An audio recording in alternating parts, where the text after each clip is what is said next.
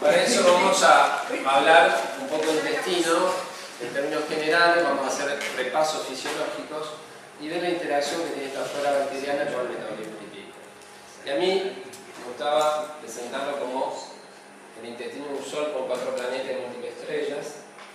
El sol es el microbioma o microbiota. Tenemos otros planetas que tenemos las sincretinas y los ácidos biliares, la obesidad, la insulinoresistencia, el metabolismo lipídico que interviene en la microbiota y esto que sabrían como PEG, que es producción endógena de glucosa. Entonces, primero, la primera parte de la charla vamos a hacer un repaso fisiológico, estos parámetros, para después entender la interacción que tiene con la microflora bacteriana. Y siempre acompañado por estas estrellas que es la sensibilidad a la insulina. Vamos a repasar primero el metabolismo lipídico, sobre todo la parte de kilomicrón, que es la que está relacionada con el intestino.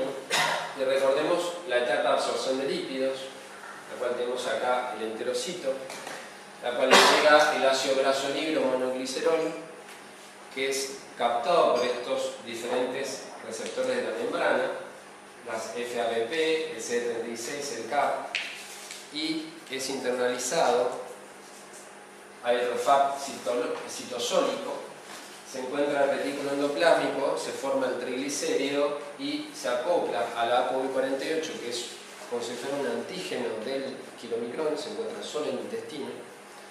El nombre 48 es porque es 48% de la ApoB100, pero solamente intestinal. Y se une a esta proteína que se llama proteína de transferencia microsomal, que es una proteína que lo que hace es ensamblar el triglicérido con la apoproteína. Sí. Gracias. Ahí está. Y después se libera el kilomicrón a la linfa. Ahora, tenemos también, ¿algunos de ustedes hacen nutrición acá o son todos cardiólogos? No, bueno. Hay un aspecto nutricional importante que son los ácidos grasos de cadena media. Hay muchos clínicos, una nefróloga. Bien. Es muy diverso. Perfecto. Entonces, los ácidos grasos de cadena media, nadie le da mucha importancia, pero son ácidos grasos que no utilizan el sistema clásico de transporte, de ensamblaje, etc. Se absorbe directamente y va al capilar sanguíneo. Pero los ácidos grasos de cadena media son interesantes desde el punto de vista nutricional porque se beta-oxida, o sea, se oxida a nivel muscular, activa la lipoproteína lipasa y mejora la sensibilidad a la insulina. Entonces, paciente con hipertrigliceriemia, cuando yo quiero hacer un plan alimentario, puedo darle aceites con ácido graso de cadena media, porque tiene una función benéfica desde el punto de vista del metabolismo de los triglicéridos. ¿Sí? Entonces, es un dato importante para recordar. ¿Qué pasa con el colesterol? Bueno, tenemos sus proteínas de transporte con el SRB1 y el Niemann-Pick, que es el más importante porque ahí tenemos el ezetimibe. Se esterifica el colesterol, se une a la ApoB48 y tenemos otra vez la IBTP, que forma el kilomicrón. Recordemos que el kilomicrón principalmente es rico en triglicéridos y no en colesterol, pero tiene algo de colesterol también en su fracción lipídica. ¿Qué pasa con los alimentos y el intestino? Digamos, uno cree que si uno come una hamburguesa va a aumentar el número y el tamaño de las partículas de kilomicrón. Ahora, este concepto es erróneo. ¿Por qué? Porque lo que se determina en realidad es que el alimento principalmente aumenta el tamaño, o sea, el contenido triglicérido y no el número. En cambio, la insulinoresistencia intestinal es lo que aumenta el número. ¿Por qué es importante el número y tamaño? Porque si yo tengo una hiperkilomicronemia familiar, que es un trastorno hereditario en el cual tiene kilomicrones muy grandes cargados en triglicéridos, no tiene riesgo cardiovascular. ¿Por qué no tiene riesgo cardiovascular? Por una cuestión de tamaño. Porque es como si fuera un Rottweiler que no puede entrar a la pared arterial, porque tiene mayor tamaño. En cambio, cuanto más chica es la partícula, que eso depende del número, es como un caniche que puede entrar en el espacio subendothelial y formar la placa aterosclerosis. Entonces, lo que importa no es el tamaño, sino el número desde el punto de vista cardiovascular. En este caso, el kilomicrón, el número depende de la insulinoresistencia. A mayor insulinoresistencia, mayor número de lipopartículas ricas en triglicéridos. Y recordando un poco lo que es el el metabolismo del triglicérido exógeno o del kilomicrón, bueno, llevan sustrato como ácidos grasos y glucosa. Se libera el kilomicrón, está acompañado de estas apoproteínas, porque la única que es característica del kilomicrón es la B48. Se enfrenta a la lipoproteína lipasa y se forma el kilomicrón remanente, que es captado por receptores de ApoE a nivel hepático. ¿Sí? Es un poco de fisiología. Y acá tenemos los actores. Acá ya no es flora bacteriana, yo no soy bacteriólogo, o sea, esto lo conozco así de nombre nomás, no me pregunten tanto lo que es la fila, los grupos, pero estos son los 4 actores: los firmicutes, los bacteroidetes, los actinobacterides y los protobacterides.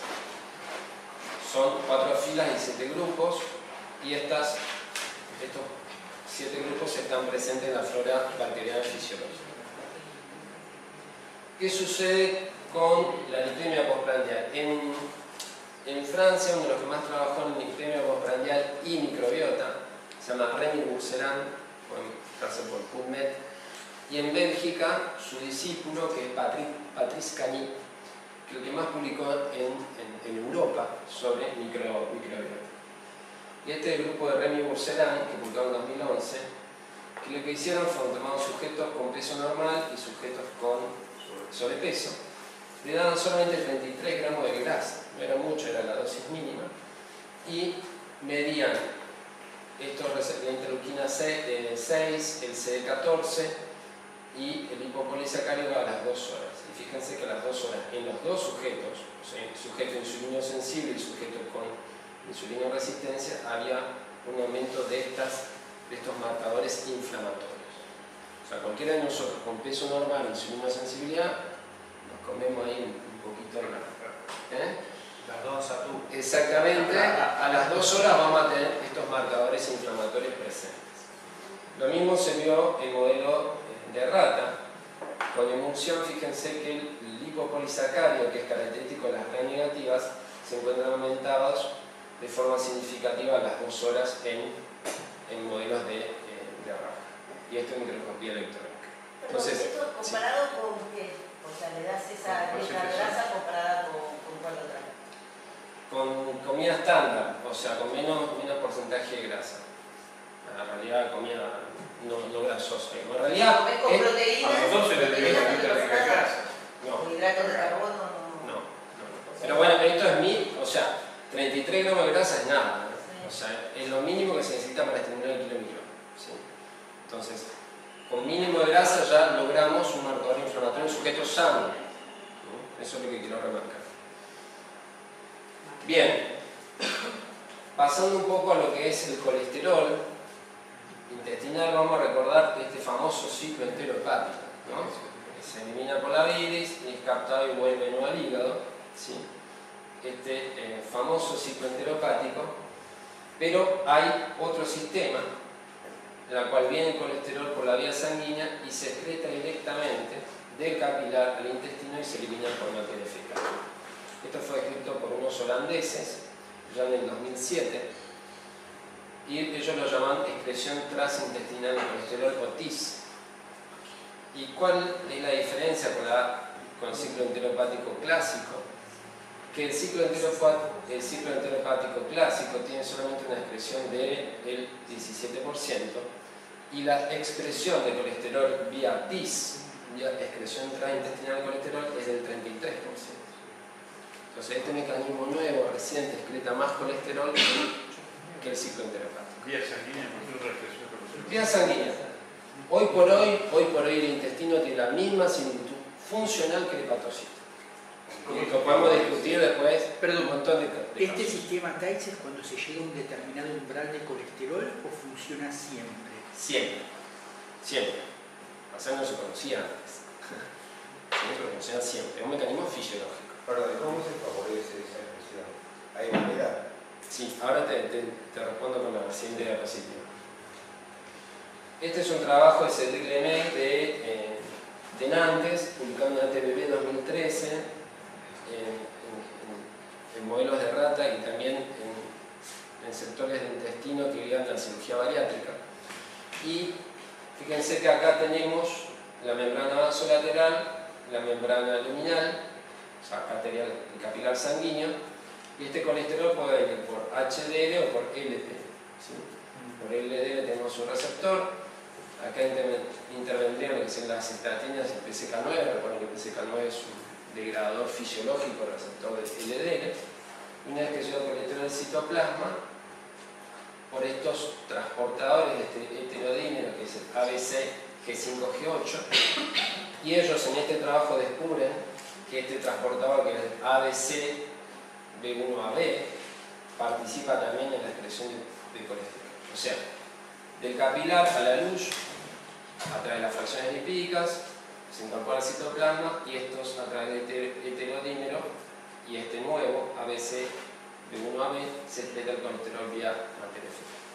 ¿Sí? Entonces esto es reciente, esto es 2003, o sea, todavía se está investigando, y últimamente también se está buscando fármacos para modular este TIS y justamente tener colesterol vía intestino, ya no vía hígado. ¿Se entiende? O sea que el 50% del colesterol que vos ingerís lo eliminás por materia fecal, ya sea por esta vía o por la enteropática. Sí, lo que pasa es que... El por la enteropática, es el 50%. Sí, pero ¿qué pasa? La tasa de absorción de colesterol es variable. Por eso, cuando uno tiene una hipercolesterolemia y el paciente le dice, pero doctor, yo no entiendo por qué tengo colesterol alto y como lechuga y tomate. Porque la tasa de absorción de colesterol puede ir del 20 al 50%. Hay pacientes, de hecho, está la teoría que lo que se llaman los hiperabsorbedores o los hiperproductores. Que la teoría que dice que un paciente que tiene hipercolesterolemia puede ser porque absorba mucho, porque produzca más en el hígado. Ahora, la tasa de producción hepática es una tasa constante, siempre se produce, ¿sí? No tiene tanta variabilidad. En cambio, la tasa de absorción de colesterol intestinal es variable, puede ir de 20, 30 hasta 50%. Y ahí está el inconveniente de descifrar qué sucede con el colesterol intestinal. Por eso uno ataca al hígado con las estatinas y se soluciona el problema. ¿Entendido? Sí. ¿Pasa lo mismo con ingiriendo Orlistat y ezetimibe? Ahora te he presentado un trabajo de ese tema, justamente. El Orlistat, hasta ahora, bueno, este mecanismo de TIS, hay pocos trabajos con drogas. Como te digo, es muy reciente y es difícil de medir, porque en cierta forma tendrás que utilizar un radioisótopo que vaya de vía capilar y se elimine por la excreción fecal. ¿Sí? Entonces, en este caso, utilizaron modelos animales, o sea, fue en vivo y ex vivo también, porque digamos, un grupo de sujetos obesos se cortó el intestino, se analizó el TIS. Eso me mostraron. O sea que hay muchas cosas que todavía no se conocen. Y este tema que es muy interesante, que es la producción endógena de glucosa, que quiero remarcarlo también, resulta ser que la producción endógena de glucosa depende de una enzima, que es esta, la glucosa sulfofatasa. Originalmente nosotros nos formatearon en la facultad, en todos los cursos que hicimos en nuestra vida, en que nos tenemos que dedicar al hígado, que la glucosa sulfofatasa está principalmente en el hígado, pero también está en el intestino y en el riñón. ¿Dónde está esta enzima? Lo que hace esta enzima es sacar la molécula de fósforo y liberar glucosa. Entonces, ¿qué quiere decir? Donde está esta enzima, que son estos tres órganos, son los encargados de producir glucosa a nivel sanguíneo. ¿Sí? Y esto varía mucho en estado de ayuno o postprandial. Y ahí es donde tiene importancia el intestino y el riñón. Pero no es para hablar del metabolismo de glucosa solamente, sino para recordar que esta enzima es importante. ¿Por qué mecanismo? Porque resulta ser que la producción endógena de glucosa del intestino es captado por sensores de glucosa portales, por la vena porta, tiene receptores mu-opioides, que lo que va a hacer es por vía refleja llegar al hipotálamo y disminuir el apetito. Hay una señal que se llama glucosoportal, ¿sí? Entonces la producción de glucosa del intestino lo capta estos sensores que están en la vena porta y por vía refleja disminuye el apetito. Pero hay un mecanismo clásico, descrito también por Claude Bernard hace muchos años, que vía vagal, ¿sí?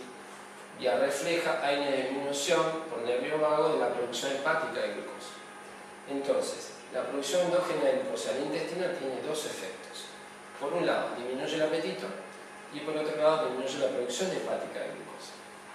Entonces, De esta forma aumenta la sensibilidad a la insulina, en términos generales. Ahora, ¿qué pasa? Podemos decir que la producción endógena de glucosa es diferente de acuerdo al órgano donde actúa. Patricio, ¿cuál es el que tiene agonismo cerebral liberado por porta para eliminar O sea, como se dice, ¿qué tipo de sustancia? y es la glucosa. La glucosa captada por receptores muy opioides y por otro receptor que no se conoce mucho, que es el CGLT3. El CGLT3, lo que hacen diabetes, lo conocen, no el 3, sino conocen el 1 y el 2, porque hay drogas, son los glucosúricos, que actúan sobre el 2 principalmente, salvo la canaglifosina, que actúa también sobre el 1. ¿Sí? Y el 3, que está en el intestino, también participaría en esta modulación, como actuaría como un sensor de la glucosa y también de aminoácidos. Por eso es que en el régimen hiperproteico, en los pacientes con obesidad y con sobrepeso, baja el apetito. Porque el régimen hiperproteico da 30% de proteínas, después se metabolizan aminoácidos, son captados por estos receptores y por ahí refleja el menor apetito. Este es el mecanismo, así como la glucosa. Patricio, una pregunta, porque sí, la verdad es que es como súper interesante todo. Sí.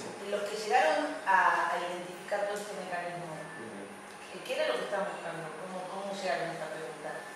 Mirá, como todas las, viste que en investigación lo viejo se convierte en nuevo, bueno, empezaron a repasar un poco la glucosa sulfofatasa. Los que más trabajaron en esto son los franceses del grupo de Lyon y de París. Este hombre se llama Gilles Mithieu y Fabrizio Andrelli. Hicieron un modelo de bypass en ratón y midieron la glucosa sulfofatasa en el intestino. Vamos a ver después un modelo en el cual en el bypass muestra que se recupera la producción endógena de glucosa en el intestino y de esa forma disminuye el apetito en el paciente con bypass inmediatamente después de la cirugía. Entonces utilizamos primero modelos en ratón. Esto lo publicaba en la revista Cell, una revista importante, en 2008. Y partiendo a partir de esas hipótesis empezamos a trabajar y ahora trabajamos en microbiota también relacionado a este tema.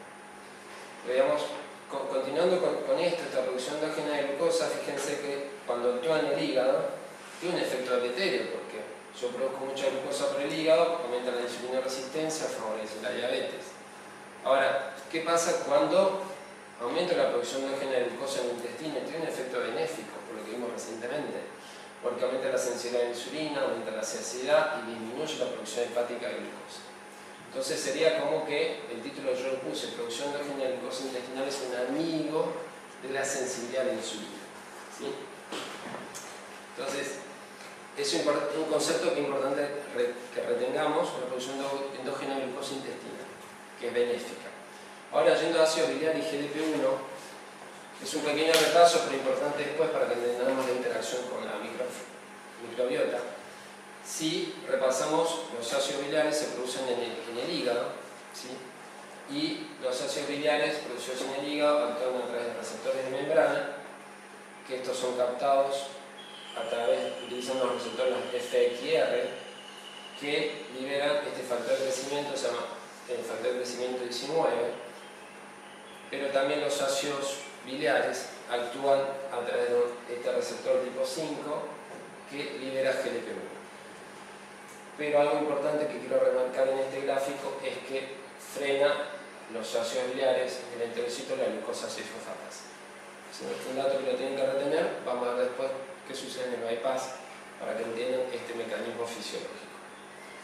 Y esto, bueno, por el factor de crecimiento 19 vuelve a la membrana basal del hepatocito, utiliza ese heterodímero, utiliza el mismo receptor, el FXR, que es un receptor nuclear, para frenar ¿qué cosa? La expresión de la 7-alfa-hidroxilasa, que es la encargada de producir ácidos biliares. Entonces acá vemos un feedback. Se comporta el ácido biliar como una hormona. Cuando decimos que una hormona es hormona, cuando actúa a distancia y cuando hay mecanismo de autocontrol. Feedback negativo, feedback positivo, aquí hay un feedback negativo. ¿Sí? Entonces se autocontrola de esta forma. Bien, con respecto a GLP-1, que es la otra hormona, se producen células L, que son las que están en el ilio. ¿Qué hace el GLP-1 a nivel del intestino? Lo que hace es lo siguiente, disminuye la absorción de triglicéridos. Lo que hace también es disminuye la secreción de ApoB48 y disminuye la secreción de otra apoproteína que es la ApoA4. Ahora, ¿cuál es la función del GLP-1? Como incretina es liberar insulina, ¿sí? Nosotros sabemos que al liberar insulina también disminuye la secreción de kilómetros. Entonces, ya sea por mecanismo directo en el intestino o mecanismo indirecto liberando insulina, porque es un insulino secretagogo, va a frenar lo que es la concentración plasmática de kilómetros. Y traigo a mención este trabajo de Toronto, de Chantin Chao, en intestino en Canadá. Los que más trabajaron en modelos humanos es el grupo de Gary Lewis, que está en el Instituto Banting West. Y este trabajo es interesante para que repasemos esta fisiología. ¿Por qué? Sujeto sano, una etapa placebo, una etapa bajo exenatide, que es un análogo de GLP-1, midieron la producción de ApoB48. Pero en este estudio lo interesante es que la alimentación se logró a través de sonda nasoyeyunal. Nasoyeyunal quiere decir se evitaba lo que es el vaciamiento gástrico, el dumping, ¿sí? Que es un efecto que produce estas hormonas. Entonces el alimento se va directamente al duodeno.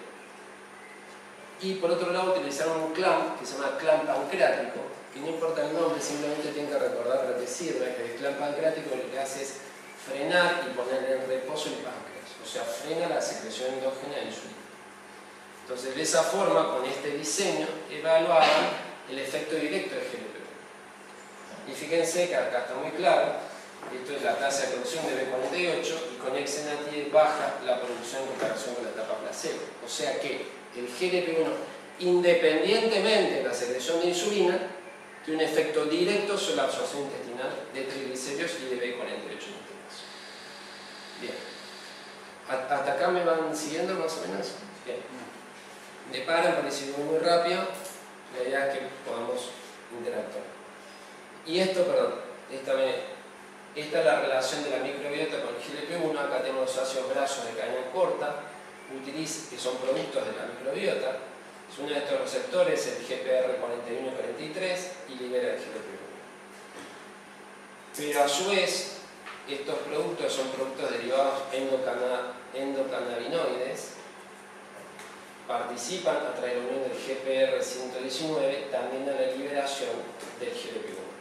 ¿Por qué hablo del sistema endocannabinoide? Porque productos derivados de la microbiota producen estos endocannabinoides que actúan sobre sus receptores específicos y liberan GLP-1. Entonces, ya sea por los ácidos grasos de cadena corta o derivados de la microbiota o por los endocannabinoides producidos por la microbiota, libera el GLP-1. Y ahí está la relación fisiológica por la cual esta microbiota participa o modula la liberación de GLP-1 y todas las funciones correspondientes que vimos previamente. Bien, ahora vamos a ver un poco de obesidad e insulinoresistencia. Y esto es interesante, este es Patrice Cagny, esto es una review que publicó en 2007, pero esto es un repaso, porque finalmente la microbiota se lo asoció y se asocia con la obesidad. A tal punto que se dice en forma práctica que un paciente obeso tiene bacterias, es como si tuviéramos dos poblaciones bacterianas, las que ahorran energía y las que eliminan energía. Los obesos tienen bacterias que ahorran energía. Las anoréxicas, está demostrado, a veces las anoréxicas, a pesar de su trastorno psiquiátrico, tienen bacterias que eliminan energía. Entonces, acá vemos que las bacterias que ahorran energía producen estos ácidos grasos de cadena media, que participan como sustrato y producen lipogénesis, inflamación y esteatosis. Se libera el FIAF, que es un factor que interviene en la actividad de la lipoproteína lipasa, produce inflamación e infiltración macrofágica. Y esto que es interesante retener, que son las bacterias gram negativas con el lipopolisacario, que está en su pared. El lipopolisacario viaja con el kilomicrón, ¿sí? Viaja dentro del kilomicrón y se une a receptores de tipo TOLC, que son los que están muy de moda, son receptores inflamatorios, que están en el macrófago y desencadena varios de estos mecanismos inflamatorios a nivel de hígado y también favorece la insulinoresistencia a nivel muscular. Entonces, por diferentes mecanismos, ácidos grasos, FIAF, lipopolisacarios, va a producir insulinoresistencia e inflamación. Y esto Patrice Cagny lo denominó endotoxinemia metabólica. Interesante, a mí me gusta el nombre, ¿por qué? Porque esto es lo propio, esto es flora bacteriana normal, por eso se habla de endotoxinemia. ¿Sí? Toxinas, ¿cuáles son? El lipopolisacárido. Y estos son lo que se llama, el obeso tiene una inflamación que se llama de bajo grado en comparación con el lupus, ¿no? Esta inflamación de bajo grado está relacionada con esta endotoxinemia metabólica, relacionada con el lipopolisacario, el metabolismo de kilomicrón y todos estos factores. Perdón, Patricio, Sí. si uno trata de encontrar una explicación fisiológica por qué existe esto, o sea, porque la alimentación la necesitamos para vivir. Sí. ¿Vos decís que esto pasa en situación patológica o uno que se alimenta bien también le pasa? ¿Esto es lo que estamos diseñados para inflamarnos cada vez que comemos? ¿O esto es la patología? ¿Me entendés la pregunta? Sí. Como para tratar de encontrar el sentido, porque esto es el circuito normal. Sí. ¿O no? ¿O es el patológico nada más? No, este es el circuito normal, pero pronunciado cuando ingieres con mucha grasa, con alto índice glucémico. Si no fuese ninguno de los dos extremos que vos dijiste, No tendrías. nos inflamaríamos. No nos inflamaríamos de forma tóxica, digamos. Pero un poco sí. Un poco sí, pero bueno, como todas las cosas, si comer rico en fibras, con bajo índice glucémico, con alta Pero grasa. hay una manera de alimentarse que no inflamas nada, o siempre Sí. o la inflamación es necesaria para alguna otra cosa en el cuerpo. No. De hecho hay un modelo, más el modelo animal está demostrado que en realidad con una alimentación rica en omega 3 no hay inflamación, por ejemplo. O sea que Esto es lo patológico. Claro, o sea, la inflamación en cualquiera de los grados que se produce, que aparentemente es casi con todos los nutrientes, Sí. son el mismo que vos estás mostrando, Sí. es patológico. O sea, hay una manera de alimentarse que no o sea, la inflamación no es necesaria. En ningún grado. Exactamente. O sea, por ejemplo, hay un trabajo que muestra después, se va a mostrar con omega 3, en el cual disminuye la liberación de lipopolisacáridos por parte de las bacterias también. ¿Sí? Entonces, hay como una modulación. Si bien esto sucede en realidad por el gráfico que mostré que en sujeto sano. Sujeto sano a las 2 horas hay lipopolisacaria, pero sin duda que si el paciente es inmunoresistente o consume más grasa, va a ser mucho más. ¿Sí? Es como que si bien hay una respuesta inflamatoria en el postprandial, eso está demostrado hasta fisiológicamente, pero esto es más lo patológico. O sea, con una alimentación más sana, con omega 3 o ricas en fibras, tenemos mucho menos porcentaje de tener inflamación o de sufrir resistencia. ¿Sí?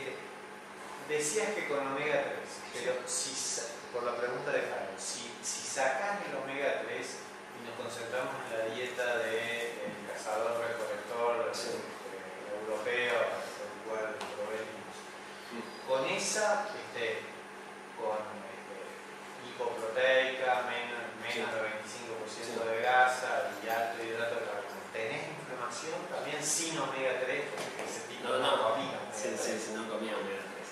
No, tenés o sea, decir cero sería ridículo, pero hay muy poco porcentaje de inflamación con ese tipo de dieta, claro. O sea, lo patológico pasa en realidad por el porcentaje que tenga estas toxinas en sangre. O sea, la alimentación va a liberar algo de toxina, pero eso después se va a eliminar. El tema es que es la proporción. Si uno está todo el día comiendo grasas saturadas, hidrato de carbono con índice glucémico alto, es mucho más tóxico que comer otro tipo de alimentación. Gracias. Una Sí. muy cortita. Sí. En un momento los modelos intestinales se utilizaron en un tema totalmente distinto, que era la sepsis, y se consideraba que el intestino era el motor de la sepsis, porque estos receptores TLR captaban bacterias y generaban una cascada de citoquinas. ¿Vos pensás que el intestino tiene un rol tan importante como ser el motor de la aterosclerosis? ¿El motor de? ¿De la aterosclerosis? Yo creo que es el motor la lipemia postprandial como fenómeno lipídico inflamatorio. O sea, se inflama más en postprandial que en ayunas. Ese estado, sí. Ahora, no es el único responsable, igual que no es el único responsable de la obesidad. Esto es uno de los tantos mecanismos. Pero por eso yo remarqué el concepto que nombraron estos autores, ¿no? Que es endotoxinemia, o sea que es una inflamación de bajo grado, una sepsis es una inflamación de alto grado. Totalmente distinto. ¿sí? O sea, paciente obeso con esteatosis, usted le pide una PCR y le va a dar alta, pero no valores de un lupus y no valores de una sepsis. ¿Sí? Alta la diferencia. ¿Sí? No, yo lo digo porque son los mismos mecanismos que funcionan, diferente debe ser a diferente grado. Totalmente, bueno, pero el grado hace la diferencia. Claro. Hace que sea algo no tan patológico, algo totalmente patológico. ¿Sí? Bien, entonces este gráfico también representa un poco lo mismo, los grupos de bacterias, disminución de esta familia de bacterias, el aumento de estas. Hay una degradación en el mucus, hay bacterias que participan en la degradación del mucus, entonces aumenta lo que es la permeabilidad del intestino, entonces las bacterias fácilmente pasan y atraviesan estas uniones estrechas. Se altera el sistema endocannabinoide, hay inflamación y por lo que hablamos anteriormente, por lipopolisacárido hay una endotoxinemia metabólica. Sí, estos son los endocannabinoides, que no es para entrar en detalle, pero digamos, estos el tetra 9 cannabinoide y el adenoamina, que es uno de los principales cannabinoides, y este que es el 2AG, son los productos principales. Estos son productos intermedios, tienen sus receptores clásicos, el CB1 y el CB2, y estos otros receptores. Y esta es la metabolización de estos endocannabinoides producidos por la flora bacteriana. Y un poco cuáles son las funciones a través del receptor SB1. Fíjense en tejido adiposo, captación de glucosa, mejora la sensibilidad de insulina, almacenamiento lipídico. En páncreas libera la insulina, mejora la función de la célula beta, la captación de glucosa y la insulina sensibilidad. Y pueden participar también en la endotoxinemia metabólica. Yendo a directamente lo que es la dislipemia, la insulina resistente. Esta es una review que yo publiqué en 2013, que simplemente para hacer mención de todas las funciones que tiene el enterocito a nivel lipídico. Esta es la membrana luminal, esta es la membrana basal, y fíjense que los ácidos grasos son captados por los receptores, se vinculan a ácidos grasos libres, mediante la síntesis endógena de triglicéridos, síntesis de kilomicrón y secreción de kilomicrón. Pero la insulina, con la insulina resistencia, altera estas proteínas como la NTP, que es la proteína de ensamblaje, aumenta la estabilidad de la CoE48 y este factor de transcripción que es el BP1C, que produce lipogénesis. Entonces, el hiperinsulinismo provoca mayor síntesis de triglicéridos, mayor secreción de kilomicrón. Y el GLP-1, como sabemos, altera también la señalización insulínica a nivel del enterocito.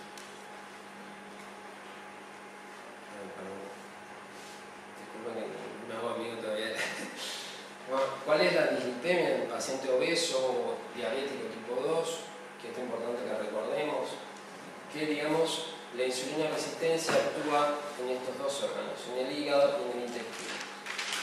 En el hígado aumenta la producción de ApoB100 y en el intestino la producción de B48. Pero llegan también sustratos, ácidos grasos libres y glucosa, ambos órganos.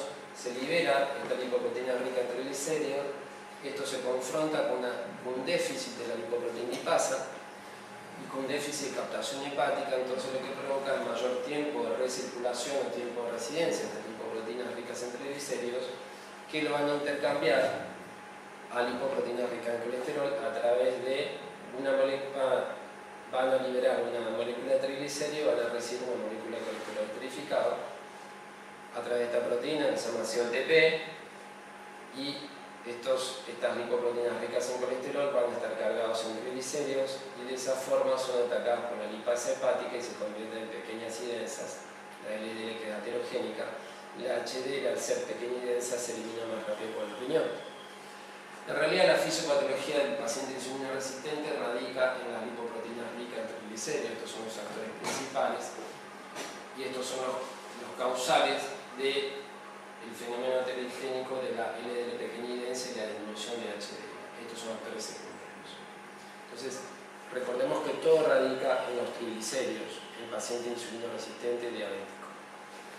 Este es un estudio publicado también, un estudio francés por Bruno Vergès de Dijon, que estudiaron la cinética de las lipoproteínas y el lipopolisacárido, comparando diabéticos versus testigos. Y fíjense que acá hay una fracción LDL, HDL, lipopolisacárido libre. Y fíjense que el diabético tiene mayor concentración de lipopolisacárido en LDL y HDL y mayor concentración libre en comparación con el no diabético. Cuando se comparaba el lipopolisacárido en el LDL, el diabético tenía menos cantidad de lipopolisacárido en el LDL. Pero ¿qué hicieron después? Estudiar el metabolismo, la cinética del LDL, y vieron que el lipopolisacárido tiene una relación, se correlaciona directamente con el lipopolisacárido del HDL. O sea, se transfiere del LDL al HDL. Y lo que es el LDL tiene una relación directa con el catabolismo lipopolisacárido del LDL con el catabolismo lipopolisacárido del LDL. Hay una conexión directa. Disculpe, está en francés, algunas frases. Y el HDL, el lipopolisacárido, tiene, como vimos anteriormente, correlación con el LDL, pero también una correlación fuerte con la fracción libre. Esto es un estudio del 2014 que muestra esta asociación. Y con respecto a lo que son los hipolipemiantes, tenemos este trabajo en modelo animal con simvastatina y ezetimibe y medieron el lactobacillus muribus. ¿Sí? Esto es grupo control, simvastatina solo, ezetimibe solo o simvastatina ezetimibe. Fíjense cómo baja la concentración de este grupo bacteriano con la asociación ezetimibe-simvastatina. ¿Esos son inflamatorios? Sí, exactamente. Acá completo la historia. Cuando se mide el SRP2, que es un factor de transcripción que interviene en el metabolismo de colesterol, aumenta mucho con ezetimibe y simvastatina. Y lo importante de este trabajo que con ezetimibe y simvastatina aumenta la expresión de ABG5 y ABG8. Son los heterodímeros que participaban en el TIS, en la secreción transintestinal de colesterol. ¿Sí? Entonces, fíjense cómo estos hipolipemiantes bajan estas bacterias inflamatorias y a su vez participarían o modularían el TIS por este mecanismo, aparte del mecanismo clásico. ¿Sí? Creo que usted me preguntó acá tenemos una. Esto renovaría un poco el concepto de la importancia del equilibrio, porque en las últimas guías un poco se daba más hincapié a aumentar las dosis de chatinas y el ezetimibe quedaba como secundario. Muy, digamos, esto es un mecanismo interesante para revalorarlo el ezetimibe, ¿no? Sí, revalorarlo también como otro mecanismo hipolipemiante, pero vía excreción intestinal. Porque, digamos, vía excreción, porque en realidad el ezetimibe lo que bloquea es la absorción. Pero por este mecanismo, aparte de bloquear la absorción, estimularía la secreción transintestinal de colesterol. Entonces, es un mecanismo suplementario, digamos, como hipótesis. Y aparte, con todo este efecto positivo de disminuir la carga inflamatoria que se genera con el virus, ¿cierto? Totalmente. Y este trabajo, el modelo murino, fíjense que una dieta rica en grasas estimulaba las bacterióides y la biofila que producían el polisacárido y todos estos factores de transcripción que intervienen en la inflamación. En cambio, dándole, digamos, el famoso omega 3, una dieta rica en pescado, tenían otro tipo de población bacteriana y no tenían inflamación. ¿Sí? Esto es la modulación dietaria. O sea, interesante que, digamos, de acuerdo a lo que uno coma, también va a ser el tipo de inflamación o no que tenga.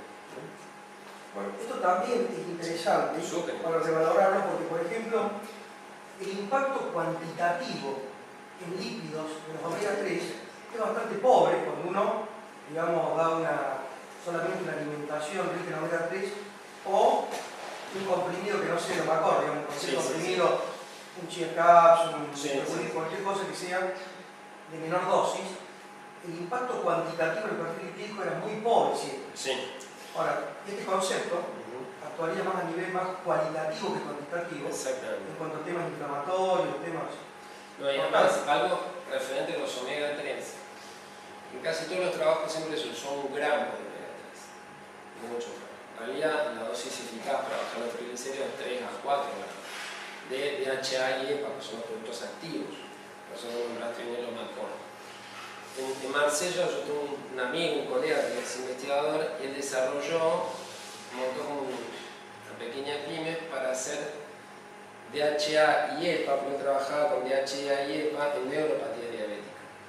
Porque el darle DHA y EPA demostró que aumentaba el peroxisoma y mejoraba, digamos, la oxidación de la vaina de mielina.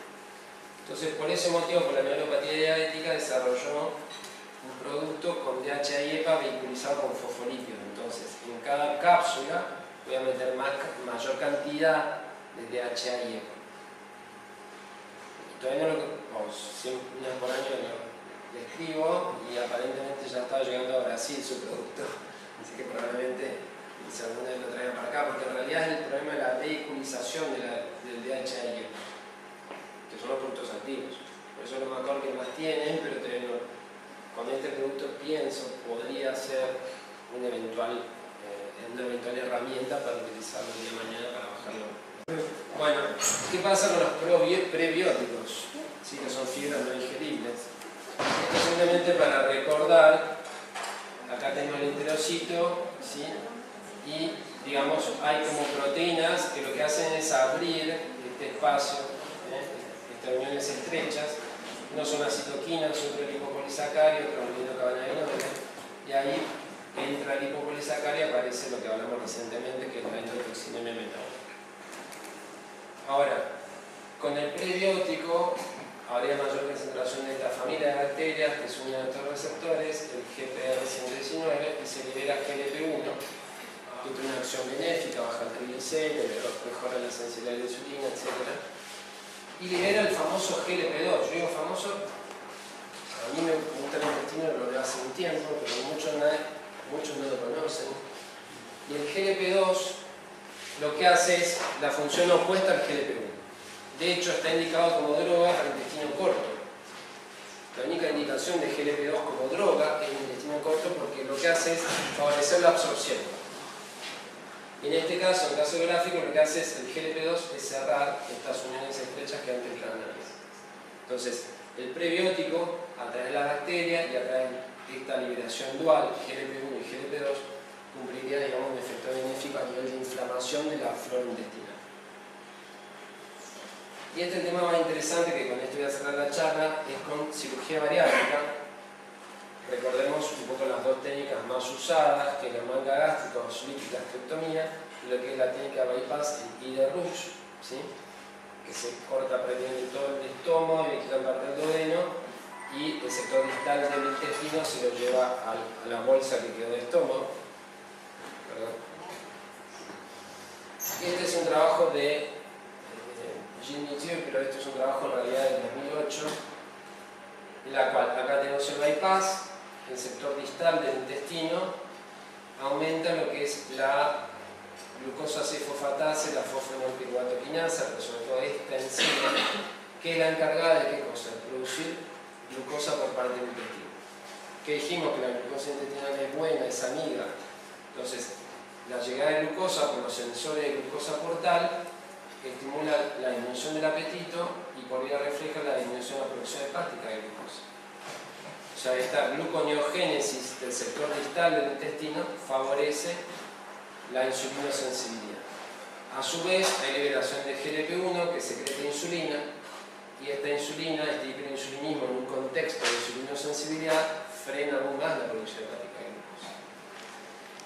¿Por qué es interesante este mecanismo? Porque los bacteroides, que digamos, aumentan, son bacterias buenas, digamos, después del bypass, estimulan la glucosa 6-fosfatasa. Entonces participarían o contribuirían a esta gluconeogénesis del sector distal del intestino. ¿Sí? Entonces por eso es importante. ¿Qué sucede con los ácidos biliares? Fíjense, para repasar un poco la anatomía, acá tenemos el bypass gástrico, la ansa alimentaria, ¿sí? Y acá tenemos la ansa biliar y acá tenemos la ansa común, ¿sí? En esta ansa alimentaria no hay ácidos biliares, acá sí hay ácidos biliares. Y acá hay un poco las dos cosas. Dijimos que los ácidos biliares frenan la producción endógena de glucosa, porque frenan la glucosa 6-fosfatasa. Pero ¿qué pasa? En esta ansa alimentaria hay pocos ácidos biliares. Si yo dije que el ácido biliar es un inhibidor fisiológico de la glucosa 6-fosfatasa, al no estar el inhibidor hay mayor glucosa 6-fosfatasa y mayor producción endógena de glucosa. Entonces, por ese mecanismo aumenta la producción de glucosa intestinal.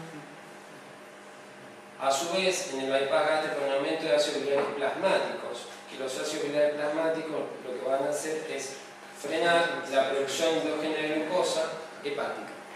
Lo que dijimos son niveles fisiológicos de la glucosa sulfosfatasa.